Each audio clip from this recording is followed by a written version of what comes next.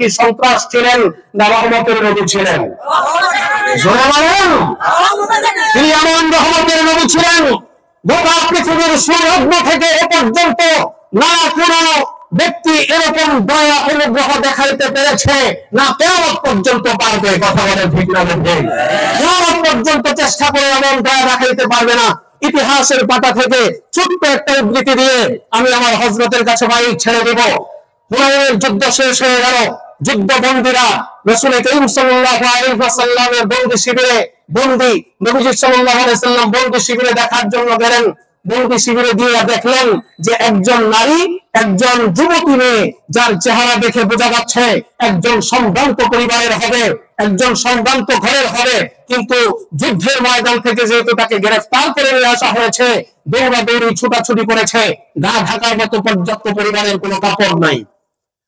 মুসলমানদের ঘরে আবার নবী সাল্লাল্লাহু আলাইহি ওয়াসাল্লাম বন্দী শিবির থেকে তৎক্ষণাৎ চক্ষুটাকে নিচু করে বন্দী শিবির থেকে তাবু থেকে বের হয়ে বেলালকে ডাক দিয়ে বললেন, বেলাল রে, বেলাল এদিকে আয়।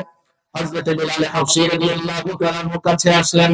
আসার পরে ডাক দিয়ে বললেন, বেলাল, বন্দী শিবিরের মধ্যে গিয়েছিলাম, সেখানে গিয়ে দেখতে পেলাম একজন নারীর চেহারা দেখে তো সম্ভ্রান্ত পরিবারের মনে হয়, চেহারা দেখে তো একজন ভালো গোত্রের অধিকারী মনে হয়, কিন্তু তার গায়ে ঢাকার জন্য পর্যাপ্ত পরিমাণের কাপড় নাই। আমার মাথার পাগড়িটা খুলে দিলাম, সেই কাফেরা নারীর যুবতী নারীর শরীরের মধ্যে তুমি আমার মাথার পাগড়ি দিয়ে তার গাটাকে ঢেকে দিয়ে আসো। বন্ধুরা, হযরত বিলাল হাবশী রাদিয়াল্লাহু তাআলা আনহু, বিলাল হাবশী রাদিয়াল্লাহু তাআলা আনহু বললেন, ইয়া রাসূলুল্লাহ, ইয়া হাবিবাল্লাহ, জীবনে যে বহু আদেশ করেছেন, একটা আদেশ জীবনে কোনদিন আমি অমান্য করি নাই, সবগুলো পুঙ্খানুপুঙ্খ করেছি। ও নবীজি, আজকে যে আদেশটা আপনি করেছেন, এই আদেশটা আমার জন্য বড় কষ্টকর। নবীজি ডাক দিয়ে বললেন, কেন রে বিলাল, কেন তোমার জন্য কষ্টকর? আল্লাহু আকবার।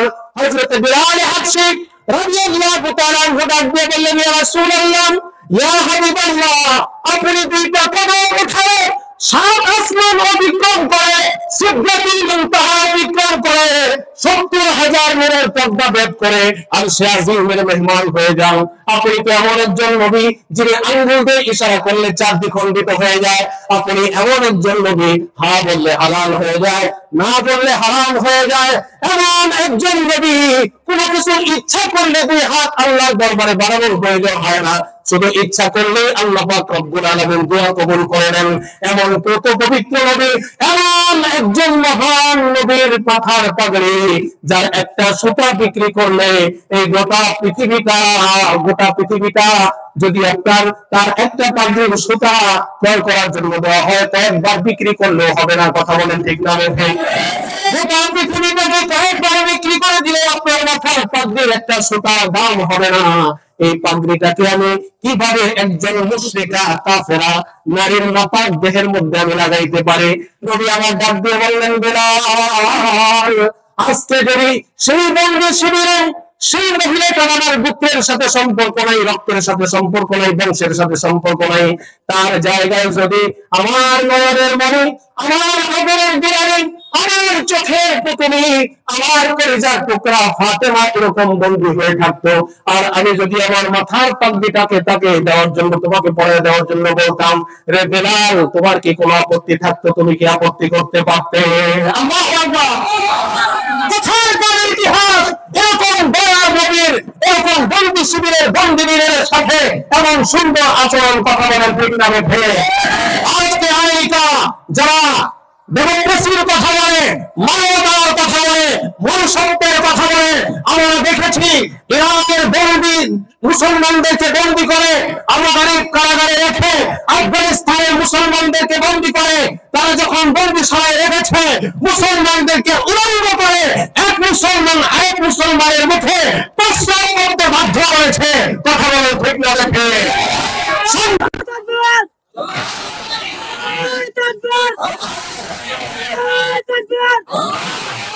সন্ত্রাসী কারা করে, আর আমরা যদি তাদের সন্ত্রাসে আক্রান্ত হয়ে আমাদের উপর আক্রান্ত হয়ে আমরা আক্রান্ত হয়ে যদি উফ বলি তখন আমরা সন্ত্রাসী হয়ে যাই। কথা বলেন ঠিক না?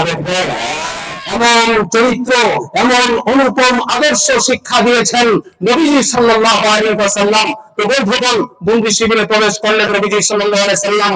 হযরত বিলাল বুকের মধ্যে সেই পাগড়িটাকে নিয়ে গিয়ে মহিলাটাকে সুন্দর করে পেঁচায় দেওয়ার পরে নবীজি জিজ্ঞাসা করলেন, মান আনতে, তুমি কে? মহিলাটা বড় বুদ্ধিমতী ছিল। তিনি বললেন, হুজুর, আমি হলাম দুই পুত্রের একজন মহিলা, দুই পুত্রের একজন নারী। আমার বাবার নাম হচ্ছে হাতেম তাই। আল্লাহু আকবার বলেন। নবীজি সাল্লাল্লাহু আলাইহি ওয়াসাল্লাম বললেন, যেহেতু তোমার তাই হাতেম তাই তোমার পিতা, আমি নাম শুনেছি অনেক মানবতার মানুষ ছিল, অনেক দান অনুগ্রহ, অনেক দান দক্ষিণা সে করেছে মানুষের মানব সেবার কাজে। শহরে মদিনা কব নসিবে हो मुझे, आजमी शहर मदीना कब नसीबे हो मुझे। गुंबदे क़राब ख़ाबे रोज़ाए अतहर मुझे, गुंबदे क़राब ख़ाबे रोज़ाए अतहर मुझे। दरमियाने कब्र मिंबर गिड़गिड़ाने दे मुझे, दरमियाने कब्र मिंबर गिड़गिड़ाने दे मुझे। আপনাদের কষ্ট হচ্ছে? একটু সকালে জবান খুলে নবীর শানে পড়ি বালা বালা আলা বিকামালিহি কশাফাত দুজা বিজামালিহি হাসনাত জামিউ খিসালিহি সল্লু।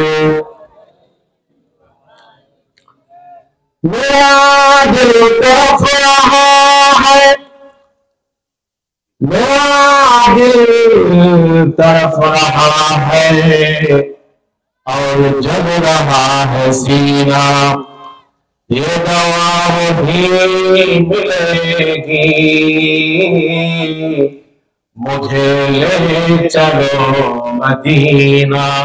बलगल उला बिकमालिही कशफत दुजा बिजमालिही हसनत जमीउ खिसालिही सल्लू।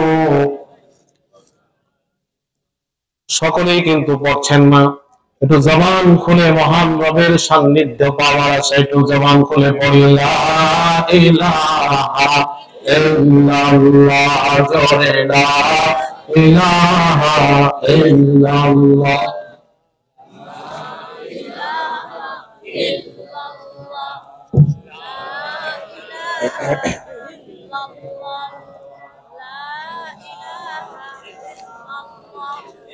मायूस ना हो अहले ज़मीन अपने खता से, मायूस ना हो अहले ज़मीन अपने खता से। तकदीर बदल जाती है मुज़्तर की दुआ से। ला इलाहा इल्लल्लाह, जो है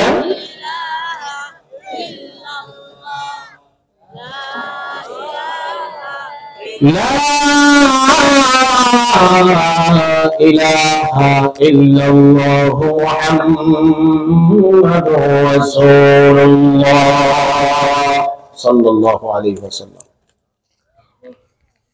নসরুদ্দিন রহমানিয়া হাফেজিয়া মাদ্রাসা কর্তৃক আয়োজিত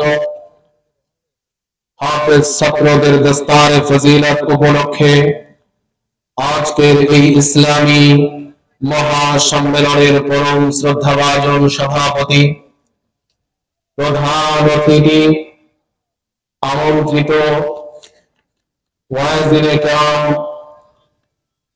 মসজিদ কমিটি, মাদ্রাসা কমিটি, এলাকার গণ্যমান্য ব্যক্তিবর্গ, ওয়াজ কমিটি, অত্র অঞ্চলের আমার কলিজার টুকরা যুবক বন্ধুগণ, কচি কাঁচা শিশুরা, পর্দার অন্তরালে অবস্থানরত আমার শ্রদ্ধেয় মা ও বোনেরা, মহান রব্বে করিমের শাহী দরবারে অসংখ্য অগণিত শুকর সুজুদ যে মহান মনিব, এই দৃষ্টিনন্দন নয়নাভিরাম সুনীল নীলাভ নীলিমাময় মেঘমুক্ত মহাকাশ, চন্দ্র সূর্য গ্রহ নক্ষত্র কীট পতঙ্গ সৌররাশি, মহাসমুদ্রের অতল তলে তলিয়ে থাকা নীল তিমি, আফ্রিকার কঠিন বড় অরণ্যে লুকিয়ে থাকা হিংস্র প্রাণী, পদতলের পিপীলিকা,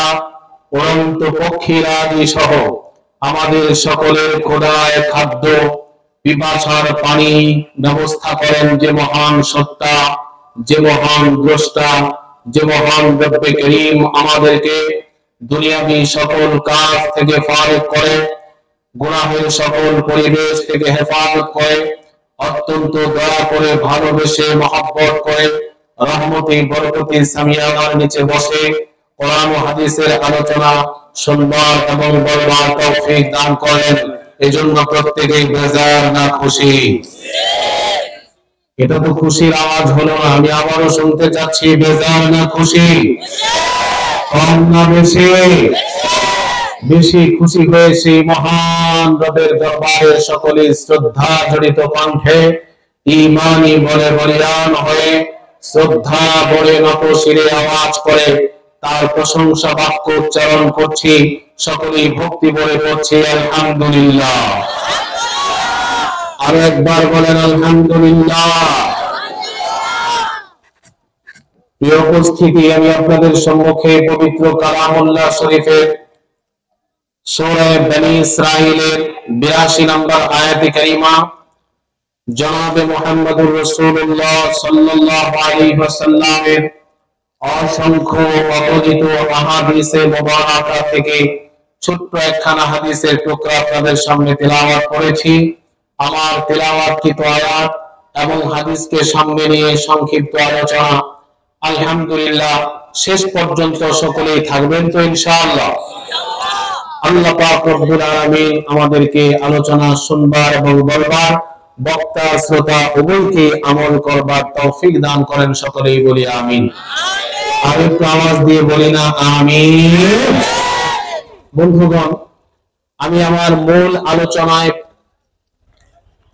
যাওয়ার পূর্বে ভূমিকা স্বরূপ আপনাদের সামনে পেশ করতে চাই, মহান আল্লাহ সুবহানাহু ওয়া তাআলা আমাদেরকে অত্যন্ত দয়া করে, মায়া করে, ভালোবেসে, স্নেহ করে আমাদেরকে আশরাফুল মাখলুকাত মানুষ হিসেবে সৃষ্টি করেছেন। কথা ঠিক না ঠিক?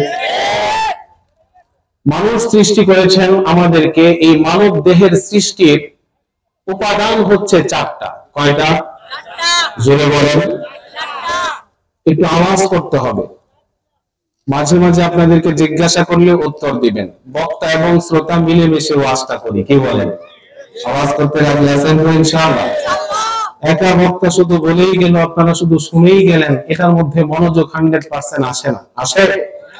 এই জন্য জিজ্ঞাসা করলে উত্তর দিতে রাজি আছেন তো? আল্লাহ তাআলা মানুষকে সৃষ্টি করেছেন 4টি উপাদানের দ্বারা। কয়টি? আরো জোরে। 1 নাম্বার, আল্লাহ পাক রব্বুল আলামিন মানুষকে সৃষ্টি করেছেন, সৃষ্টির ক্ষেত্রে ব্যবহার করেছেন মাটি। কি? জোরে বলেন। মাটির মানুষ আমরা। দলিল খুলুন কোরআন, সূরা তাহা 55 নম্বর আয়াতে আল্লাহ পাক রব্বুল আলামিন বলেন, মিনহা খালাকনাকুম ওয়া ফীহা নুঈদুকুম ওয়া মিনহা নুখরিজুকুম তারাতান উখরা। যেটা আমরা মাটি দেওয়ার সময় এই দোয়াটা, এই আয়াতে কারিমাগুলো পড়ি। কথা ঠিক কি না? মিনহা খালাকনাকুম, এই জমিন থেকে আমি তোমাদেরকে সৃষ্টি করেছি। ওয়া ফীহা নুঈদুকুম, এই জমিনে তোমাদেরকে ফিরিয়ে নেব। ওয়া মিনহা নুখরিজুকুম তারাতান উখরা, আবার এই জমিন থেকেই তোমাদেরকে পুনরুত্থান করব। জোরে বলেন সুবহানাল্লাহ। তাহলে আমাদের দেহে মাটি আছে। কি আছে? আওয়াজ দিয়ে বলতে হবে, কি আছে? মাটির কিছু ভালো দিক আছে, কিছু খারাপ দিক আছে। আছে না নাই? মাটির ভালো দিক হচ্ছে মাটি ধৈর্যশীল, সহনশীল। মাটির কিছু খারাপ দিক আছে, মাটি গোপন করে। কি করে? গুম করা, এটা মাটির কাজ। গোপন করা, লুকায়। দেখবেন পেট্রোলের খনি, স্বর্ণের খনি, রূপার খনি, হীরার খনি, এই সবগুলো খনি মাটির উপরে না নিচে? জোরে বলেন। এগুলো লুকায় রাখে।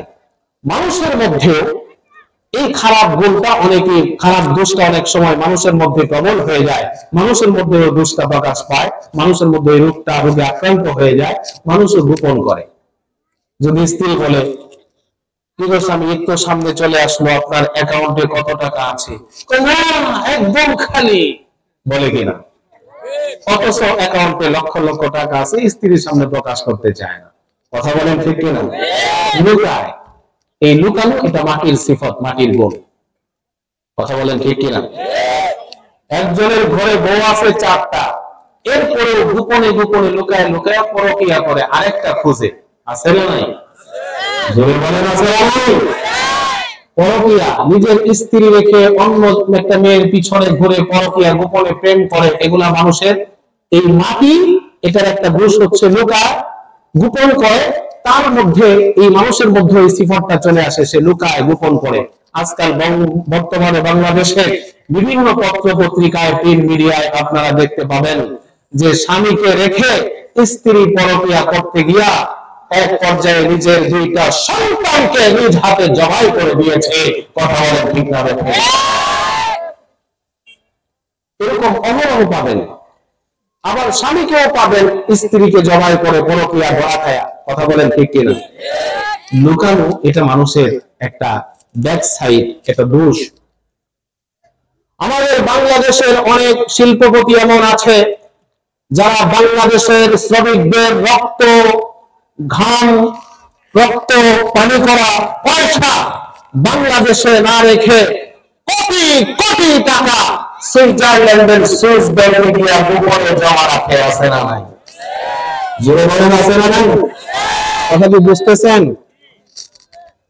এক সালমান এফ রহমান, সে বাংলাদেশ থেকে 1,10,000 কোটি টাকা বিদেশে পাচার করেছে। বাংলাদেশ নয়, শুধু গোটা এই এশিয়া, ভারত উপমহাদেশের মধ্যে সবগুলো চোখ যদি একত্রিত করা হয়, এক সালমান এফ রহমানের মতো হয় না। কথা বলে ঠিক না? কিন্তু যখন সে পড়ে আসে, ধরা তাকে পড়তেই হয়। লোকটাকে আপনারা সকলেই চিনেন, রবীন্দ্রনাথ ঠাকুরের মতো এক পাঞ্জা দাড়ি রেখেছিল। কথা ঠিক না? লোকেরা তাকে দরবেশ বলতো। কিন্তু যখন পালানোর সময় হলো, এই এক পাঞ্জা দাড়ি চেপে, মাথা একেবারে ছেড়ে, মাথার মধ্যে একটা চেক গামছা আর একটা চেক লুঙ্গি পরে, গেঞ্জি পরে, যখন সদর ঘাট দিয়ে পালাতে গিয়েছিল, কথা বলেন ঠিক না? আরেকটা আওয়াজ দিয়ে বলেন ঠিক না? যুব সমাজদেরকে বলবো, যুব সমাজ, তোমরা যদি ঐক্যবদ্ধ হতে পারো, আমার এই সুজলা সুফলা বাংলাদেশে আর যেন কোন চান্দাবাজকে দেখতে না হয়, কোন চান্দাবাজকে দেখতে না হয়, আর যেন কোন গুন্ডা বাহিনী ক্ষমতা আসলে আসীন হতে না পারে। গণতিক করে তবে গোপন করা, এটা হচ্ছে মাটির স্বভাব। এই স্বভাবটা মানুষের মধ্যে আছে না নাই? জোরে বলেন। দ্বিতীয় নম্বর, মানব দেহে আরেকটা উপাদান আছে, পানি। কি? জোরে বলেন। কয় উপাদান দিয়ে তৈরি? 1 নাম্বার, 2 নাম্বার পানি। দলিল আল্লাহ পাক কোরআনে হাকিমের মধ্যে ফরমান, সূরাতুত তারিক, فَلْيَنظُرِ الْإِنسَانُ مِمَّا خُلِقَ مِن مَاءٍ دَافِقٍ। মানুষ কি দেখে না? فَلْيَنظُرِ الْإِنسَانُ مِمَّا خُلِقَ, মানুষের দেখা উচিত কোন জিনিস থেকে তাকে সৃষ্টি করা হয়েছে। خُلِقَ مِن مَاءٍ دَافِقٍ, তাকে সৃষ্টি করা হয়েছে নির্গত এক ফোঁটা পানির দ্বারা। পানির পরিমাণ মানুষের শরীরের মধ্যে আছে। কথা বলে ঠিক না? ঠিক। পানিরও কিছু ভালো দিক আছে, কিছু খারাপ দিক আছে না? পানির স্বভাব হলো ভাষায় নিয়ে যাওয়া। দেখবেন যখন বন্যা আসে, সুনামি আসে, বন্যার সময় দেখা যায় আপনার ঘর বাড়ি, ডেকচি পাতিল, খাট পালং সব কিছু ভাষায় নিয়ে যায়। এমনকি টয়লেটে যে সেফটি ট্যাঙ্কি থাকে, ভিতরে যত মাল থাকে সবগুলাই পানি ভাসায় নিয়ে যায়, এটাকেও পর্যন্ত ছাড়ে না। কথা ঠিক না বেঠিক? বন্ধুগণ, ঠিক তেমনি লালচ, লোভ, এটা পানির মধ্যে যেভাবে আছে, অনেক মানুষের মধ্যে লোভ আছে না নাই? জোরে বলেন না, আছে না নাই? আমার একটা একতলা দুতলা দরকার, একটা বাড়ি দুইটা বাড়ি করা দরকার, এইভাবে লোভ দিন দিন মানুষের বাড়তেই থাকে, বাড়তেই থাকে, বাড়তেই থাকে। কথা বলেন ঠিক না বেঠিক? কষ্ট হচ্ছে? বুঝায় বুঝায় বলতেছি, আমি তো শুধু ফাউন্ডেশন করতেছি। ওয়াজ তো করবে আজকে মুফতি সাইফুল্লাহ হাবিবি, মুফতি আমিন রাহমাতুল্লাহ আলাইহির হাতে গড়া সৈনিক, যিনি সারা বাংলাদেশ ভ্রমণ করে আন্তর্জাতিক মানের একজন ওয়াইজ। ওয়াজ তো তারা করবে। এরপরে ফারুক আহমদ জাওহারি সাহেব অত্যন্ত সুন্দর আলোচনা করে থাকেন। আলহামদুলিল্লাহ, আপনারা পেয়েছেন, ওনাদের দুইজনকে পেয়েছেন। আমি শুধু আপনাদের ওয়াজের বীজ বপন করে যাচ্ছি, ডালপালা, শাখা প্রশাখা, ফলমূল এটা তারা ধরায় দিবে। থাকবেন তো ইনশাআল্লাহ শেষ পর্যন্ত? 3 নাম্বার, মানুষকে আল্লাহ পাক রব্বুল আলামিন যে উপাদান দিয়ে সৃষ্টি করেছেন তার মধ্যে আরেকটা হচ্ছে আগুন। কি জোরে বলেন? আগুনের কিছু ভালো দিক আছে, কিছু খারাপ দিক আছে। আগুনের একটা খারাপ দিক হচ্ছে সবকিছুকে জ্বালিয়ে পুড়িয়ে ছারখার করে দেয়। কথা ঠিক না বেঠিক? জোরে বলেন ঠিক না বেঠিক?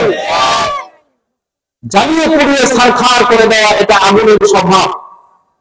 ঠিক তদ্রূপ ভাবে মানুষের মধ্যে এরকম কিছু মানুষ আছে যারা সমাজের মধ্যে ত্রাস সৃষ্টি করে, সন্ত্রাসী করে, একটা সমাজকে, সমাজকে একেবারে তছনছ করে দেয়, জ্বালিয়ে পুড়িয়ে ছারখার করে দেয়। কথা ঠিক না বেঠিক? আওয়াজ দিয়ে বলেন, আওয়াজ করে।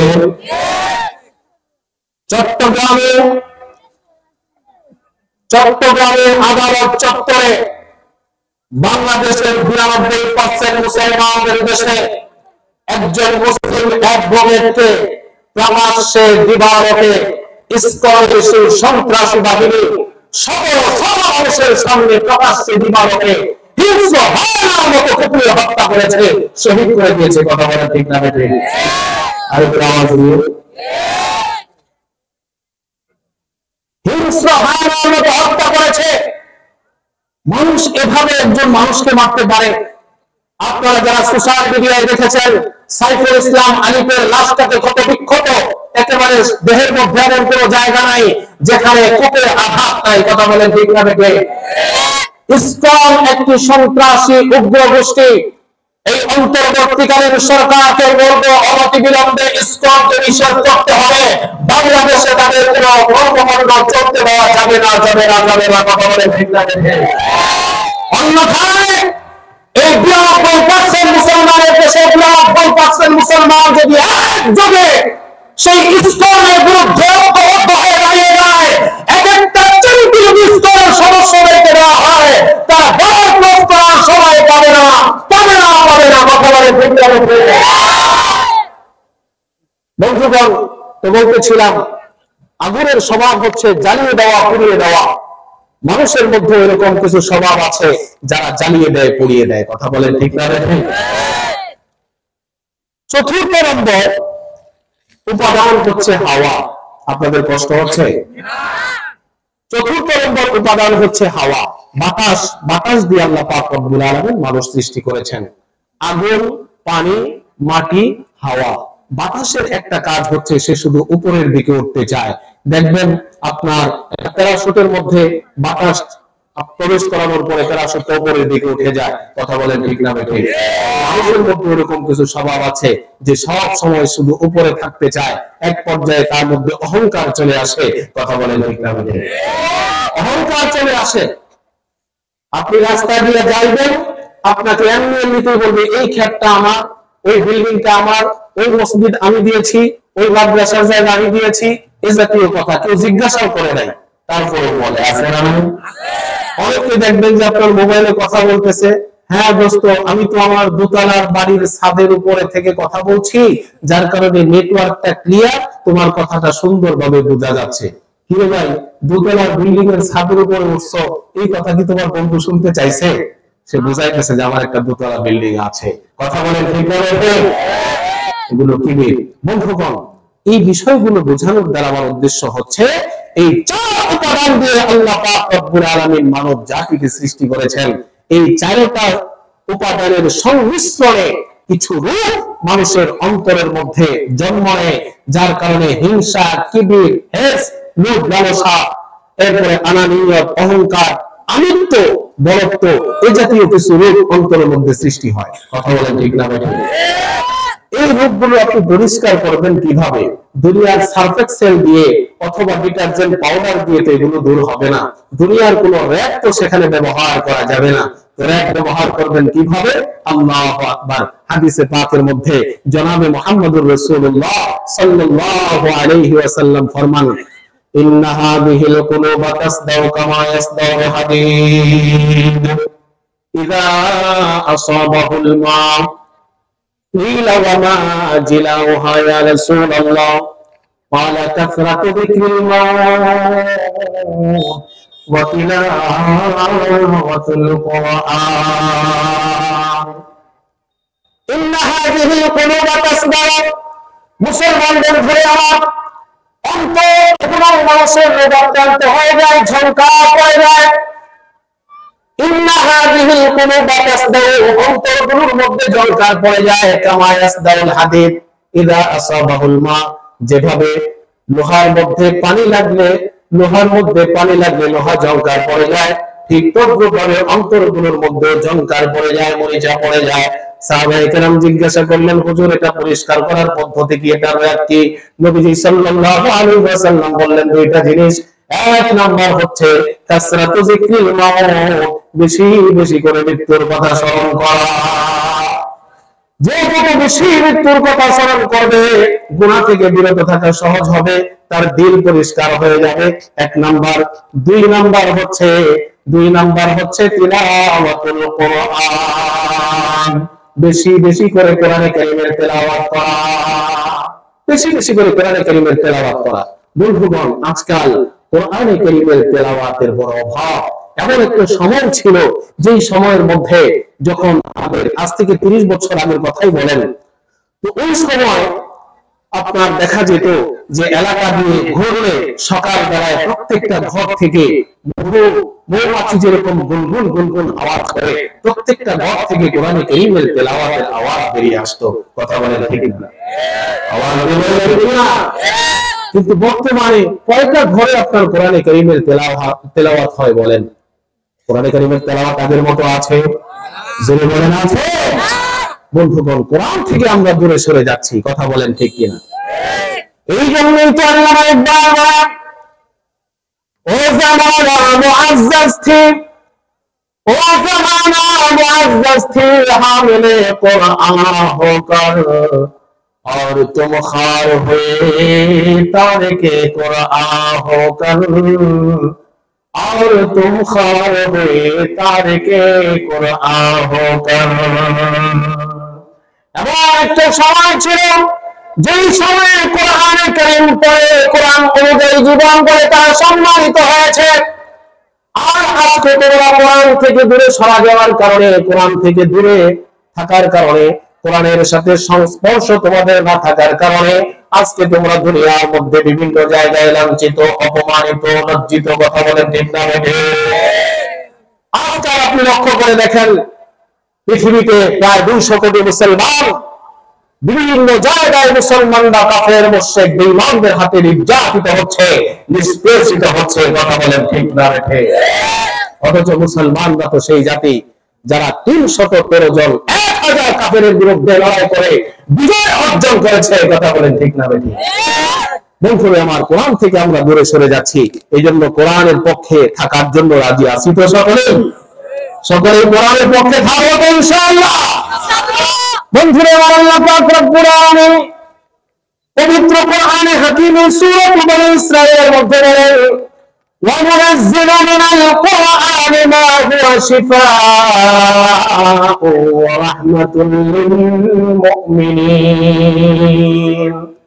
আমি কোরআনে কারীমে মুমিনদের জন্য শিফা, রোগের প্রতিষেধক এবং রহমত নাজিল করেছি। বলেন সুবহানাল্লাহ। প্রশ্ন জাগতে পারে, হুজুর, রোগের প্রতিষেধক, রোগ মুক্তি, রোগের নিরাময়, তো কোন রোগের নিরাময়? প্রশ্ন জাগতে পারে কি পারে না? কোরআন কারীমে কি সর্দি, কলেরা, ডায়রিয়ার চিকিৎসা আছে, না কোন রোগের চিকিৎসা আছে? প্রশ্ন জাগে কি জাগে না? জোরে বলেন। জনাবে মুহাম্মদুর রাসূলুল্লাহ সাল্লাল্লাহু আলাইহি ওয়াসাল্লাম ফরমান, قال رسول الله صلى الله عليه وسلم في سورة الفاتحة شفاء من كل داء।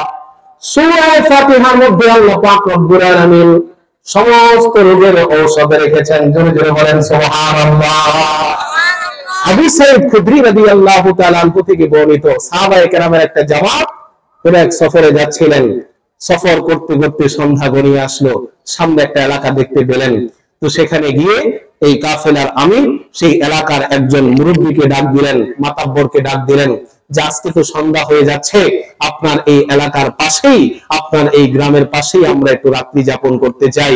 আপনার এলাকার ভিতরেও ঢুকবো না, শুধুমাত্র এলাকার পাশেই অবস্থান করব, তাবু গেড়ে আমরা নিজেরাই অবস্থান করব, আপনাদেরকে কিছু খাওয়াইতেও হবে না, থাকতেও দিতে হবে না, অনুমতি আছেনি? সে এলাকার লিডার সে বলল যে না, এখানে থাকার মুসাফির তুসাফির আমি কিছু বুঝি না, আমার এই এলাকার আশেপাশে আমি থাকতে দিব না। সাহাবায়ে কেরামের জামাত সেখান থেকে চলে গেলেন, মরুভূমির মধ্যে এক জায়গায় সেখানে তাবু করে অবস্থান করলেন। ঘটনাক্রমে সেই মাতাব্বর সেই সর্দারকে সাপে অথবা বিচ্ছুয়ে দংশন করলো। দংশন করার পরে যখন একেবারে বিষাক্ত বিচ্ছু দংশন করার পরে অথবা সাপে দংশন করার পরে সারা শরীরের মধ্যে তার বিষ সাইরাব হয়ে গেল, ঘোষণা করে দিল, এমন কোন ওঝা আছো যে আমার ছেলের অথবা সেই সর্দারের চিকিৎসা করে দিবে? আল্লাহু আকবার।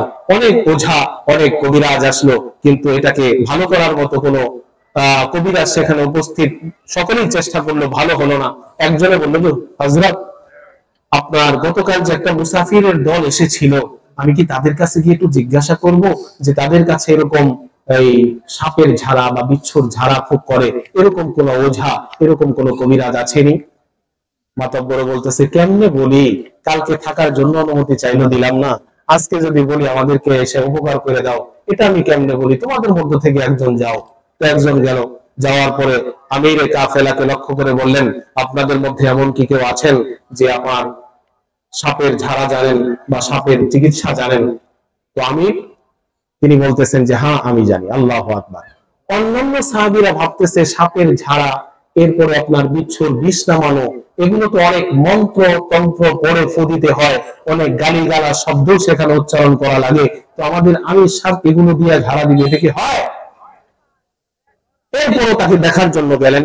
যাওয়ার পরে আলহামদুলিল্লাহ সেখানে চিকিৎসা করলেন, চিকিৎসা করার পরে সাথে সাথে ভালো হয়ে গেল। বলেন সুবহানাল্লাহ। অন্যান্য সঙ্গী সাথীরা জিজ্ঞাসা করলেন, আপনি কি পড়ে ফু দিলেন যে এত তাড়াতাড়ি ভালো হয়ে গেল? তিনি বললেন যে তোমরা কি শোনো নাই, রাসূল করিম সাল্লাল্লাহু আলাইহি ওয়াসাল্লাম বলেছেন, সূরাতুল ফাতিহাতি শিফাউম মিন কুল্লি দা, সমস্ত রোগের ঔষধ আল্লাহ পাক রব্বুল আলামিন সূরা ফাতিহার মধ্যে দিয়ে দিয়েছেন। আয়াত আওয়াজ দিয়ে বলেন সুবহানাল্লাহ। 5 আগস্টের আগের মতো সুবহানাল্লাহ বলেন। এখন কি সেই ভয় আছে? জোরে বলেন আছে? আমাদের এই বাংলাদেশে আল্লাহু আকবারের ধ্বনি দিতে এখন কি কোনো কারো অনুমতি লাগবে? জোরে বলেন লাগবে? এই জন্য আল্লাহু আকবার সুবহানাল্লাহ আলহামদুলিল্লাহ পড়তে ভয় লাগে? জোরে বলেন আল্লাহু আকবার। আল্লাহু আকবার। অনেক জায়গায় আমরা দেখেছি যে হুজুর সাবধান, নারায়ে তাকবীরের ধ্বনি যেন এখানে না ওঠে, নারায়ে তাকবীরের ধ্বনি যেন এই মঞ্চে না ওঠে, কারণ নারায়ে তাকবীর আল্লাহু আকবারের ধ্বনি দিলে কাফের মুশরিক মুনাফিকদের অন্তরের মধ্যে আগুন জ্বলে ওঠে। কথা বলেন ঠিক না বেঠিক? এজন্য অবস্থ হাতে হাত রাখো, ওয়াদা করো, এই ৫৭,০০০ বর্গমাইল এরিয়া বাংলাদেশের ৯২% মুসলমানদের দেশে যদি স্লোগান হয়, কোন তন্ত্র মন্ত্র করে স্লোগান হয় না, একমাত্র আল্লাহু আকবারের স্লোগান হবে, আল্লাহু আকবারের স্লোগান হবে। ঠিক না বেঠিক?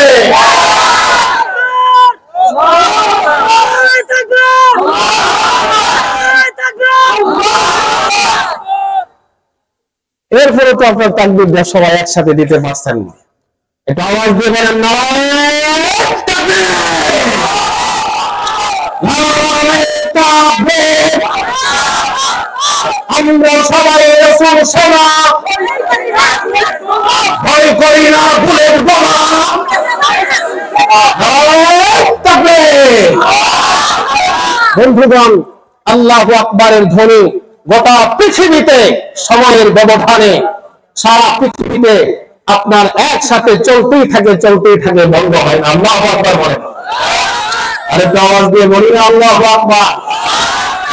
তাহলে সূরা ফাতিহার মধ্যে আমাদের কাছে আলহামদুলিল্লাহ অনেক রোগীরা আসে, একটু হুজুর ফু দিয়ে দেন, আলহামদুলিল্লাহ অনেকে ভালো হয়ে যায়। কোরআনে কারীমের মধ্যে ভালো করার ক্ষমতা আছে না নাই? মূলত ভালো করেন কে? অসুস্থতা থেকে সুস্থতা দেওয়ার মালিক কে? রোগকে সুস্থতা দেওয়ার একমাত্র মালিক কে?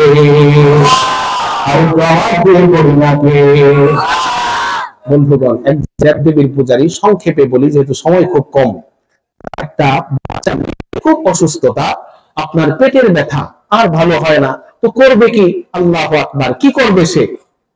অনেক ডাক্তার, কবিরাজ, হেকিম, বদ্যি সবাইকে দেখালো, কিন্তু রোগ তো আর ভালো হয় না। জমি জমা গৃহস্থী যা ছিল সব বিক্রি করে দিছে, কিন্তু রোগ তো ভালো হয় না। এক পর্যায়ে সে ভাবলো, হায় হায় রে, সর্বনাশ তো করেছি। কি? সব জায়গায় গেলাম, ডাক্তার কবিরাজের কাছে গেলাম, কই আমার তো ভগবানের কাছে গেলাম না, মূর্তির কাছে গেলাম না। কি করা যায়? এলাকার মধ্যে গিয়া জায়গা জমি টাকা পয়সা সব তো বিক্রি করে চিকিৎসা করেই ফেলেছে, এখন ভগবানের কাছে গেলে তো কিছু নিয়ে যেতে হয়, ঠিক না? কিভাবে নিয়ে যাবে? কিছু চাঁদা ওঠায়া, কিছু আপেল, কিছু কমলা, কিছু মিষ্টি, কিছু জিলাপি নিয়া মন্দিরের মধ্যে গিয়া ভগবানের সামনে পেশ করে দিয়েছে। ভগবানের সামনে গিয়া বলতেছে, ভগবান, তিনটা দাবি নিয়ে তোমার কাছে এসেছি। এক নম্বর দাবি হলো তুমি আমাকে মাফ করে দিবা। দুই নম্বর দাবি হলো তোমার সামনে যে খাবারটাকে আমি রেখেছি এই খাবারগুলো তুমি খাইবা।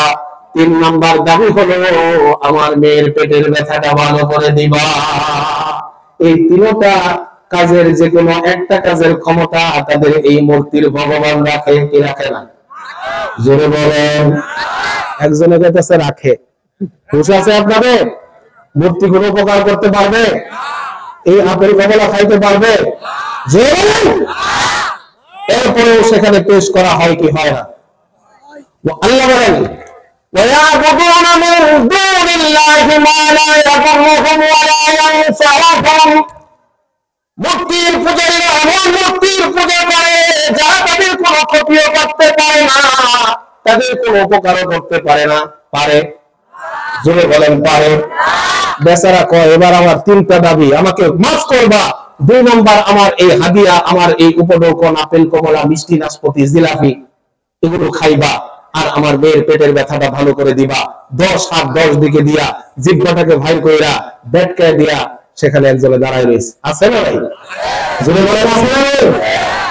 আহারে, বেচারারা এমন একটা জাইফ যারা নিজেরা দাঁড়াইতেই পারে না, লক্ষ লক্ষ টাকা খরচ করে কাঠ দিয়ে, পেট দিয়ে, এরপরে খের দিয়ে যখন আপনার সুন্দর একটা আকৃতি দেয়, তাদের অবস্থাটা এমন, জায়গায় বেজায়গায় বাস না দিলে সে দাঁড়াইতেই পারে না। কথা বলেন ঠিক না? পারে? দেওয়ার তো একটা জায়গা আছে, অন্য জায়গা দিয়ে দিতি। বন্ধুরা, আমার বলতেছিলাম, বেচারা যখনই বাড়ি বলতেছিল, রে ভগবান আমার এটা খাইবা, বেচারা তো খায়ও না। খাইলে খাওয়ার ক্ষমতা আসেনি? জোরে বলেন, আসেনি? আরো জোরে। খাওয়ার ক্ষমতা তো তার নাই, খাইবে কিভাবে? সেই লোকটা, বদ্ধদের পূজারী সেই লোকটা রাগে শর্মা হয়ে কাছে একটা লাঠি ছিল, লাঠিটা হাতে নিয়ে বলতেছে, ভগবান এইবার খাইবে কিনা ক, যদি না খাস তো ডাইরেক্ট অ্যাকশন হয়ে যাবে। তো অ্যাকশন কোথায়, ফ্যাকশন কই? সে কি সেখান থেকে খাওয়া সম্ভব? জোরে বলেন না কেন? খাওয়া সম্ভব? যখন তারপরেও খাচ্ছে না, লাঠি একটা নিয়ে ঠাস করে একটা ঘাড়ের মধ্যে পিটন দিয়েছে, গাঁটটা বাইরে কাটিয়ে বলে গেছে।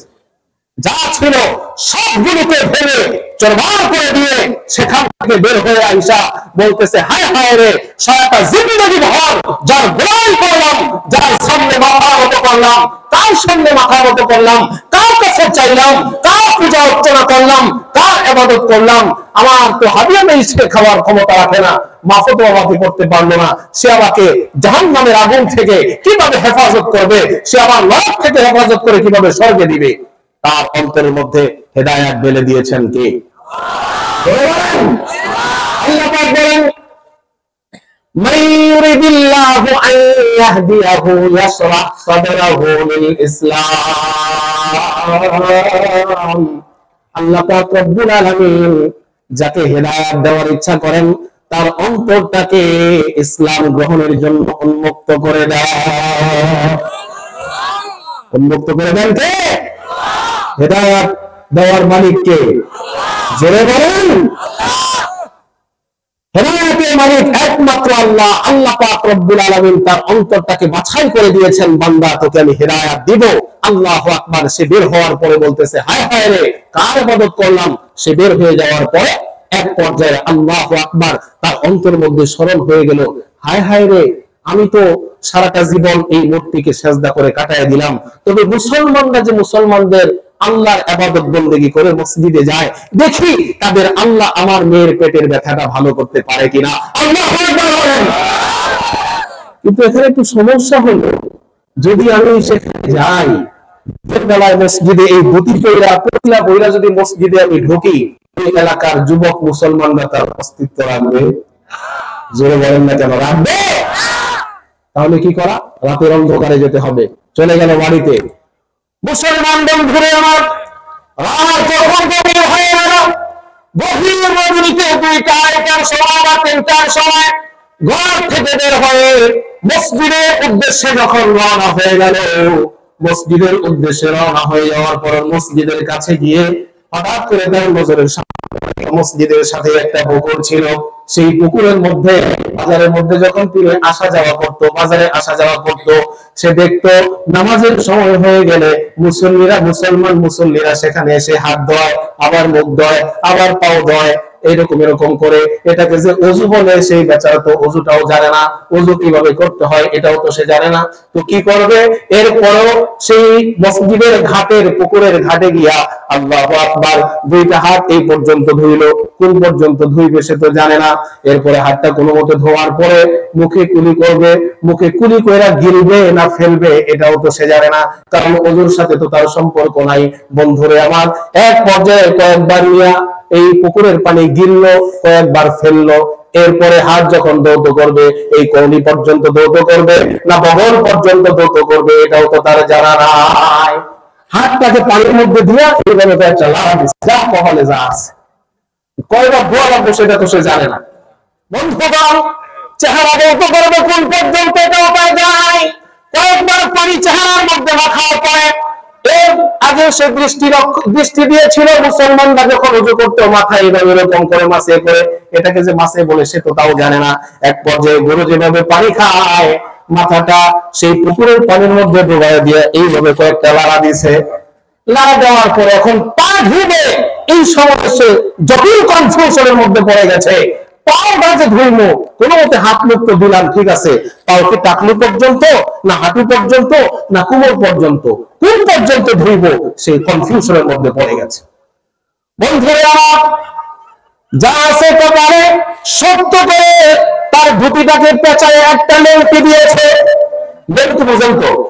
বোঝার কথা তো আপনাদের, ঠিক না? লেংটি দিছে, শক্ত করে একটা লেংটি দিয়ে পানির মধ্যে নেমে গেছে। পানির মধ্যে নামার পরে হাঁটু পানি নামছে। হাঁটু পানি পর্যন্ত যেহেতু নেমেছি, এখন আর এই এতটুকু বাকি রেখে দরকারটা কি? কোমর পর্যন্ত নামছে। কোমর পর্যন্ত নামার পরে যেহেতু নামছি, এতটুকু আর বাকি রাখার দরকার নাই, দিছে আল্লাহু আকবার। গোসল সম্পন্ন করার পরে মসজিদের মধ্যে প্রবেশ করার আগ যখন 3টা 3:30 মধ্য রজনী, গভীর রজনীতে মসজিদের মধ্যে প্রবেশ করার পরে আপনাদের প্রশ্ন জাগতে পারে, হুজুর মসজিদের মধ্যে দরজা খোলা থাকলো কেমনে? আজ থেকে 20-30 বছর, 40-50 বছর আগে ওই সময় অবস্থাটা এমন হতো, মসজিদ গুলো এত উন্নত ছিল না, দরজাটা একেবারে খোলাই ছিল, শুধুমাত্র সালার চোখ অথবা কোনো মতো আটকানো হতো যাতে করে কুকুর সেখানে ভিতর প্রবেশ না করে। কথা বলেন ঠিক না? মসজিদটাকে সরায়া, আল্লাহু আকবার, দরজাটাকে সরায়া প্রবেশ করার পরে ডান দিকে মোমবাতি জ্বালায় দেখে যে দেখি মুসলমানদের আল্লাহ পাওয়া যায় কিনা, বাম পাশে দেখে মুসলমানদের আল্লাহ পাওয়া যায় কিনা, পিছনে দেখে মুসলমানদের আল্লাহ পাওয়া যায় কিনা। ও দোস্ত, এইভাবে মোমবাতি জ্বালায়া মুসলমানদের আল্লাহ তালাশ করলে পাওয়া যাবে? জোরে বলেন না কেন পাওয়া যাবে? বন্ধুরে আমার, এক পর্যায়ে সামনে গেল, সে ভেবেছিল আমাদের এই মূর্তির ঘরে মন্দিরের মধ্যে যেভাবে 10 হাত 10 দিকে দিয়া জিব্বাটাকে ধাক্কা দিয়া দাঁড়ায় থাকে, এরকম মনে হয় মসজিদের মধ্যেও এরকম একটা কিছু থাকবে। কিন্তু কই, সেখানে তো কিছু পাওয়া গেল না। ডান পাশে দেখলেন সেখানেও কিছু নাই, বাম পাশে দেখলেন সেখানেও কিছু নাই, পিছনেও কিছু নাই। তবে সামনে একটা ছোট ঘরের মতো দেখা যায়, যেটাকে আমরা মেহরাব বলি। মেহরাবের ভিতরে যাওয়ার পরে সেখানে মোমবাতি আলো দিয়া, মিটি আলো দিয়া দেখেন, আরে এখানেও তো মূর্তির মতো কিছু দেখা যায় না। তবে হ্যাঁ, একটু ডান দিকে 3টা তাক দেখা যায়, যেটাকে আমরা মিম্বর বলি। খতিব সাহেব শুক্রবারে বসে বসে যেখানে খুতবা প্রদান করে, এটা দেখার পরে সে বলতেছে, হায় হায় রে, এ তো দেখি এটা মুসলমানদের আল্লাহ, এটার তো কোনো ডগ নাই, ডিল নাই, এটার চাইতে তো আমাদের মন্দিরেরটাই ভালো। কারণ সেটা নাক আছে, চোখ আছে, মুখ আছে, যেরকমই থাকুক একটা আছে। তো মুসলমানদের যে 3টা থাক শুধু সিঁড়ি দেখা যায়, এটাই যদি মুসলমানদের আল্লাহ হয়, তো এটার চাইতে তো আমাদের মন্দিরেরটাই ভালো। বলেন নাউজুবিল্লাহ। আওয়াজ দিয়ে বন্ধুগণ, বলুন তো দেখি, মুসলমানদের আল্লাহ কি মসজিদে এভাবে তালাশ করলে পাওয়া যাবে? পাওয়া যাবে না। যখন মসজিদ থেকে বের হয়ে রাগ হয়ে এসে বলতেছে, যাক মুসলমানদের আল্লাহকে যেহেতু পেলাম না, বের হয়ে যায়, আমার অন্তরের মধ্যে সজাগ হয়ে গেল, হায় হায় রে, আল্লাহ যেহেতু মসজিদের মধ্যে চলে এসেছে, একটু ডাক দিয়ে দেখি মুসলমানদের আল্লাহ সাড়া পাঠায় কিনা। ডাক দিলেন, রে মুসলমানদের আল্লাহ, তুমি আছো নাকি তুমি নাই? এই কথাটা বলার সাথে সাথে আল্লাহ পাক রব্বুল আলামিনের ডাকে সাড়া দেওয়ার, জবাব দেওয়ার ক্ষমতা আছে না নাই? সবাই বলেন আছে না নাই? আল্লাহ পাক রব্বুল আলামিন সাথে সাথে আরশে আজিম থেকে ডাকে সাড়া দিয়ে দিলেন, লাব্বাইক ইয়া আব্দি, হে আমার বান্দা, কেন তুই আমাকে ডেকেছিস? কেন তুই আমাকে ডাক দিলি? আমি তোর ডাকে উপস্থিত। আল্লাহু আকবার। আরে আল্লাহু আকবার। আল্লাহ পাক রব্বুল আলামিন ডাকে সাড়া দেওয়ার যখন নিজ কানে সে শুনতে পেয়েছে, সাথে সাথে আল্লাহু আকবার, 2টা চোখ দিয়ে ঝরঝর করে পানি ঝরা শুরু হয়ে গেছে। হায় হায় রে, জিন্দেগিটা ভর আমি মূর্তির সামনে মাথা নত করলাম, কত ডাকলাম, একটা ডাক আমার মূর্তি শুনলো না। আজকে মুসলমানদের আল্লাহ একবার শুধু ডাক দিয়েছি, আমার ডাকে সাড়া দিয়েছে। দেখি আমার প্রস্তাবটা পেশ করে দেখি সেটা গ্রান্টেড হয় কিনা। ডাক দিয়ে বললেন, আল্লাহ রে মুসলমানদের আল্লাহ, তোমার সাথে তো আমার পরিচিতি নাই, ডাক দিয়েছি তুমি শুনেছো, ও আল্লাহ দয়া করে তুমি আমার মেয়ের পেটের ব্যথাটাকে ভালো করে দাও। আল্লাহু আকবার বলেন। আওয়াজ আসলো যে আল্লাহ পাক রব্বুল আলামিন তার পেটের ব্যথাটাকে, আল্লাহু আকবার, আল্লাহ পাক রব্বুল আলামিন ঘোষণা দিলেন, বান্দা আমি তোর মেয়ের পেটের ব্যথাটা এই মুহূর্তে ভালো করে দিলাম, মৃত্যু আগ পর্যন্ত আর কখনো পেটের ব্যথা হবে না। আল্লাহু আকবার বলেন। আরেকটা আওয়াজ দিয়ে বলেন, আল্লাহু আকবার। আমি বলতেছিলাম, ভালো করা সুস্থতা দানের মালিক কে? আরেকটা আওয়াজ দিয়ে বলেন কে? হযরত তো চলে এসেছে, ছেড়ে দেব না, কিছুক্ষণ চলবে। আমার টাইম দেওয়া ছিল 11টা পর্যন্ত, ঠিক না? আর মাত্র 5-7 মিনিট। হযরত কি রাগ করবেন? 5-7 মিনিট আমার ইতি করে দেই। আচ্ছা, আলহামদুলিল্লাহ, আপনারা যেহেতু বলতেছেন হযরত চলে এসেছে, দোস্ত তো বলতেছিলাম, কোরআনে কারীমের মধ্যে সকল রোগের প্রতিষেধক নাযিল করেছেন কে? আরো জোরে বলেন কে? এই শারীরিক রোগের চিকিৎসা যেমন আল্লাহ পাক রব্বুল আলামিন পবিত্র কোরআনে হাকিমে দিয়েছেন, আত্মার রোগের ব্যাধির চিকিৎসাও দিয়েছেন কে? কোরআনে কারীম থেকে আজকে আমরা দূরে, যার ফলে কোরআনের রহমত থেকে, বরকত থেকে আমরা বঞ্চিত। আজকে গোটা সমাজের মধ্যে বেহায়াপনায় ভরে গিয়েছে, অশ্লীলতায় ভরে গিয়েছে। গোটা সমাজের মধ্যে কোরআনের সাথে কোনো সম্পর্ক নাই, আল্লাহ এবং রাসূলের সাথে সম্পর্ক নাই। তাদের সম্পর্ক হচ্ছে সেই বিজাতীয় কৃষ্টি কালচারের সাথে। 31st নাইট পালন করতে তাদের সমস্যা হয় না, কথা বলে ঠিক না বেঠিক?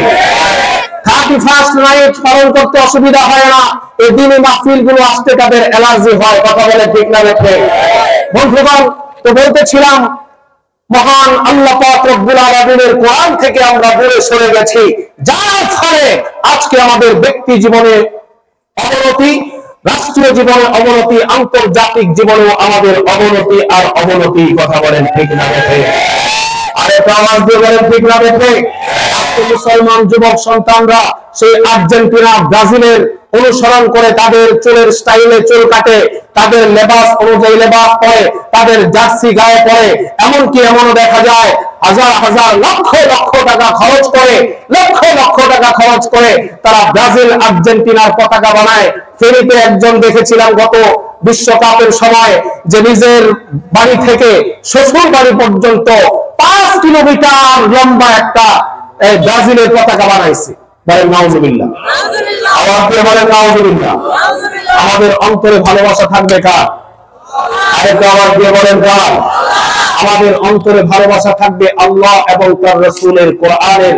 সুতরাং আপনি যদি ব্রাজিল আর্জেন্টিনার সাথে ভালোবাসা থাকে, হাদিসে পাকে আসছে আল মারউ মা'a মান আহাব্বা, দুনিয়াতে যার সাথে যার মহব্বত তার সাথে তার কিয়ামত। তুমি যদি ওই ব্রাজিল আর্জেন্টিনার কোন খেলোয়াড়ের সাথে তোমার মহব্বত হয়, হাসর নাসরটা তোমার সেই খেলোয়াড়ের সাথেই হবে, কথা বলেন ঠিক না বেঠিক? নিয়মের তোমরা অনুসরণ করো যারা আমাদের নবীজি সাল্লাল্লাহু আলাইহি ওয়াসাল্লামকে কটূক্তি করতে তারা দ্বিধা করে না, কথা বলেন ঠিক না বেঠিক? সুইডেনে প্রকাশ্যে দিবালোকে পবিত্র কোরআনে কারীমকে প্রকাশ্য দিবালোকে রাস্তার মধ্যে আগুন দিয়ে জ্বালিয়ে দেওয়া হয়েছে। বলেন নাউজুবিল্লাহ মিন যালিক। আরেকটা আওয়াজ দিয়ে বলেন নাউজুবিল্লাহ। তো বন্ধুগণ, যারা আমাদের নবীজি সাল্লাল্লাহু আলাইহি ওয়াসাল্লামকে গালি দেয়, কটূক্তি করে, সন্ত্রাস বলে, আজকে মুসলমান যুবকরা তাদের অনুসরণ করে, তাদের কৃষ্টি কালচার নিজের জীবনে বাস্তবায়িত করে, কথা বলেন ঠিক না বেঠিক? আরেকটা আওয়াজ দিয়ে বলেন না যারা ঠিক না বেঠিক? তারা আমাদের নবীজি সাল্লাল্লাহু আলাইহি ওয়াসাল্লামকে সন্ত্রাস বলে, অথচ হাদিসে পাকের মধ্যে রাসূল করিম সাল্লাল্লাহু আলাইহি ওয়াসাল্লামের ব্যাপারে আম্মা জান আয়েশাকে সাহাব ইবনে হিশাম রাদিয়াল্লাহু তাআলা জিজ্ঞাসা করলেন, ইয়া উম্মুল মুমিনিন আনবিনি আন খুলুকি রাসূলিল্লাহ সাল্লাল্লাহু আলাইহি ওয়াসাল্লাম, হে উম্মুল মুমিনিন আপনি আমাদেরকে সংবাদ দিন রাসূল সাল্লাল্লাহু আলাইহি ওয়াসাল্লামের চরিত্র সম্পর্কে। নবীজি সাল্লাল্লাহু আলাইহি ওয়াসাল্লামের প্রিয় স্ত্রী আম্মা জান আয়েশা সিদ্দিকা বললেন, আলাস্তা তাকরাউল কোরআন, তুমি কি কোরআনে কারীম পড়ো না? তিনি বলেন, হ্যাঁ আমি তো কোরআনে কারীম পড়ি। কানা খুলুকুল কোরআন। আম্মা জান আয়েশা বললেন যে রাসূল করিম সাল্লাল্লাহু আলাইহি ওয়াসাল্লামের চরিত্র ছিল স্বয়ং কোরআনে কারীম। বলেন সুবহানাল্লাহ। আরেকটা আওয়াজ দিয়ে বলেন সুবহানাল্লাহ। তারা নিজেরা সন্ত্রাস, অথচ আবার মুসলমানদেরকেই সন্ত্রাস বলে, এটা তাদের সন্ত্রাসীটাকে ঢাকার জন্য, কথা বলেন ঠিক না বেঠিক? অল্প 1-2 মিনিটের মধ্যে আপনাদের থেকে বিদায়ের পালা। শুধুমাত্র এতটুকু বুঝাই দেব, রাসূল করিম সাল্লাল্লাহু আলাইহি ওয়াসাল্লাম কি সন্ত্রাস ছিলেন না রহমতের নবী ছিলেন? জোরে বলেন। তিনি এমন রহমতের নবী ছিলেন, গোটা পৃথিবীর সূর্যগ্ন থেকে এ পর্যন্ত না কোনো ব্যক্তি এরকম দয়া অনুগ্রহ দেখাইতে পেরেছে, না কিয়ামত পর্যন্ত পারবে, কথা বলেন ঠিক না বেঠিক? কিয়ামত পর্যন্ত চেষ্টা করে এমন দয়া দেখাইতে পারবে না। ইতিহাসের পাতা থেকে ছোট্ট একটা উদ্ধৃতি দিয়ে আমি আমার হযরতের কাছে মাইক ছেড়ে দেব। হুনাইনের যুদ্ধ শেষ হয়ে গেল, যুদ্ধবন্দীরা রাসূল করিম সাল্লাল্লাহু আলাইহি ওয়াসাল্লামের বন্দী শিবিরে, বন্দী নবীজি সাল্লাল্লাহু আলাইহি ওয়াসাল্লাম বন্দী শিবিরে দেখার জন্য গেলেন। বন্দী শিবিরে গিয়ে দেখলেন যে একজন নারী, একজন যুবতী মেয়ে, যার চেহারা দেখে বোঝা যাচ্ছে একজন সম্ভ্রান্ত পরিবারের হবে, একজন সম্ভ্রান্ত ঘরের হবে, কিন্তু যুদ্ধের ময়দান থেকে যেহেতু তাকে গ্রেফতার করে নিয়ে আসা হয়েছে, দৌড়াদৌড়ি ছুটাছুটি করেছে, গা ঢাকার মতো পর্যাপ্ত পরিবারের কোনো কাপড় নাই। মুসলমান বন্ধুরা আমার, নবী সাল্লাল্লাহু আলাইহি ওয়াসাল্লাম বন্দী শিবির থেকে তৎক্ষণাৎ চক্ষুটাকে নিচু করে বন্দী শিবির থেকে, তাবু থেকে বের হয়ে বেলালকে ডাক দিয়ে বললেন, বেলাল রে, বেলাল এদিকে আয়। হযরত বিলাল হাবশী রাদিয়াল্লাহু তাআলা কাছে আসলেন। আসার পরে ডাকতে বললেন, বেলাল, বন্দি শিবিরের মধ্যে গিয়েছিলাম, সেখানে গিয়ে দেখতে পেলাম একজন নারী, চেহারা দেখে তো সম্ভ্রান্ত পরিবারের মনে হয়, চেহারা দেখে তো একজন ভালো গোত্রের অধিকারী মনে হয়, কিন্তু তার গায়ে ঢাকার জন্য পর্যাপ্ত পরিমাণের কাপড় নাই। আমার মাথার পাগড়িটা খুলে দিলাম, সেই কাফেরা নারীর যুবতী নারীর শরীরের মধ্যে তুমি আমার মাথার পাগড়ি দিয়ে তার গাটাকে ঢেকে দিয়ে আসো। বন্ধুরা, হযরত বিলাল হাবশী রাদিয়াল্লাহু তাআলা আনহু, বিলাল হাবশী রাদিয়াল্লাহু তাআলা আনহু ডাকলেন, ইয়া রাসূলুল্লাহ, ইয়া হাবিবাল্লাহ, জীবনে যে বহু আদেশ করেছে, একটা আদেশ জীবনে কোনোদিন আমি অমান্য করি নাই, সবগুলো পুঙ্খানুপুঙ্খ করেছি। ওগো নবীজি, আজকে যে আদেশটা আপনি করেছেন, এই আদেশটা আমার জন্য বড় কষ্টকর। নবীজি ডাক দিয়ে বললেন, কেন রে বিলাল, কেন তোমার জন্য কষ্টকর? আল্লাহু আকবার। হযরত বিলাল হাবশী রাদিয়াল্লাহু তাআলা আনহু ডাক দিয়ে বললেন, ইয়া রাসূলুল্লাহ, ইয়া হাবিবাল্লাহ, আপনি দুইটা কদম উঠায়ে সাত আসমান অতিক্রম করে, সিদরাতুল মুনতাহা অতিক্রম করে, ৭০,০০০ নূরের পর্দা ভেদ করে আরশে আযীমের মেহমান হয়ে যান। আপনি তো এমন একজন নবী, যিনি আঙ্গুল দিয়ে ইশারা করলে চারদিক খণ্ডিত হয়ে যায়।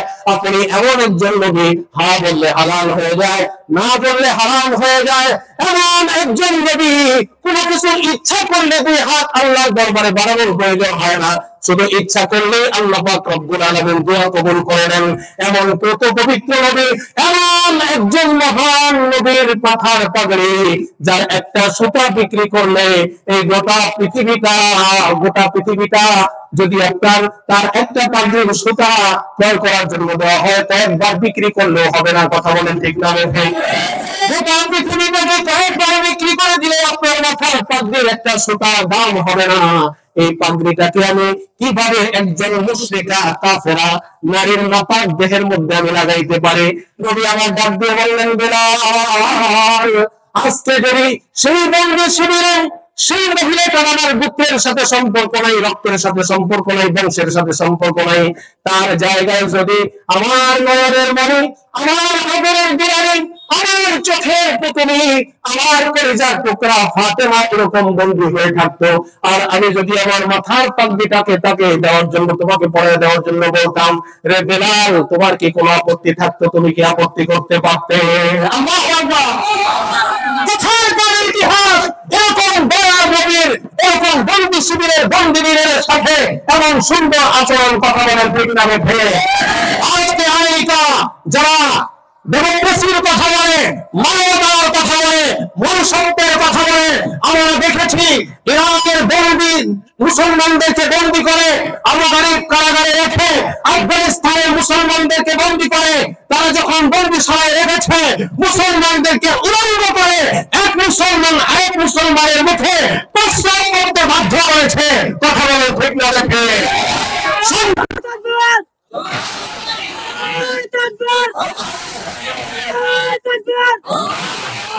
সন্ত্রাসী তারা করে, আর আমরা যদি তাদের সন্ত্রাসে আক্রান্ত হয়ে, আমাদের উপর আক্রান্ত হয়ে, আমরা আক্রান্ত হয়ে যদি উফ বলি, তখন আমরা সন্ত্রাসী হয়ে যাই। কথা বলেন ঠিক না? এমন চরিত্র, এমন অনুপম আদর্শ শিক্ষা দিয়েছেন নবীজি সাল্লাল্লাহু আলাইহি ওয়াসাল্লাম। তো বন্ধুগণ, বন্দি শিবিরে প্রবেশ করলেন নবীজি সাল্লাল্লাহু আলাইহি ওয়াসাল্লাম। হযরত বিলাল বুকের মধ্যে সেই পাগড়িটাকে নিয়ে গিয়ে মহিলাটাকে সুন্দর করে পেঁচায় দেওয়ার পরে নবীজি জিজ্ঞাসা করলেন, মা নামতে তুমি কে? মহিলাটা বড় বুদ্ধিমতী ছিল, তিনি বললেন, হুজুর, আমি হলাম তাই গোত্রের একজন মহিলা, তাই গোত্রের একজন নারী, আমার বাবার নাম হচ্ছে হাতেম তাই। আল্লাহু আকবার বলেন। নবীজি সাল্লাল্লাহু আলাইহি ওয়াসাল্লাম বললেন, যেহেতু তোমার তাই হাতেম তাই তোমার পিতা, আমি নাম শুনেছি, অনেক মানবতার মানুষ ছিল, অনেক দান অনুগ্রহ, অনেক দান দক্ষিণা সে করেছে, মানুষের মানব সেবার কাজে সে অংশগ্রহণ করেছে, সুতরাং তুমি তার কন্যা হওয়ার সুবাদে আমি তোমাকে আজাদ করে দিলাম, মুক্ত করে দিলাম, বন্দি শিবির থেকে মুক্তি দিয়ে দিলাম। বলেন আল্লাহু আকবার। চালাক ছিল, তিনি বললেন, হুজুর, আমি যদি বলি হাতেম তাইয়ের কন্যা হওয়ার কারণে বন্দি শিবির থেকে আজাদ পাই, তাহলে আমার এই বন্দি শিবিরের মধ্যে হাতেম তাইয়ের স্ত্রী আমার মাও আছে, আর হাতেম তাইয়ের বোন আমার ফুপু আছে, আমি যদি কন্যা হওয়ার কারণে মুক্তি পাই, তাহলে তো তারাও মুক্তি পায়। আল্লাহ হাবিব সাল্লাল্লাহু আলাইহি ওয়াসাল্লাম বললেন, ঠিক আছে যাও, এই হারুন কলির সাথে যা রক্তের সম্পর্ক, গোত্রের সম্পর্ক, সবাইকে আমি মুক্ত করে দিলাম। আল্লাহু আকবার বলেন।